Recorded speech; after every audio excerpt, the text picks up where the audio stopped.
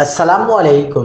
پنجاب کے بعد سندھ میں بھی بارش، بادل برس پڑے، مغربی سسٹم کا رخ تبدیل، کراچی میں بھی رمجم کی پیشن گوئی، شہری تیار رہیں۔ کیا آپ حالات حاضرہ سے آگاہی حاصل کرنا چاہتے ہیں؟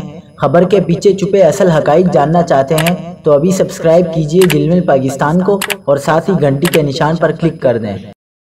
آپ کو بتاتے چلیں کہ پنجاب کے بعد سندھ کے مختلف شہروں میں بھی بارش سے گرمی کا زور ٹوٹ گیا۔ سکھر، لاڑکانہ اور میہڑ میں شدید بارش سے نشیبی علاقوں میں پانی گھروں میں داخل ہو گیا، جبکہ سیپکو کے 70 سے زائد فیڈر ٹرپ ہو گئے، جس کے سبب علاقے تاریکی میں ڈوب گئے۔ ادھر محکمہ موسمیات نے سندھ میں بارش کا سلسلہ اتوار تک جاری رہنے کی پیشنگوئی کی ہے۔ کراچی کے شہریوں کے لیے بھی خوشخبری آ گئی۔ 22 یا 23 جون کو شہر کے مضافات میں بادلوں کے برسنے کا امکان ہے۔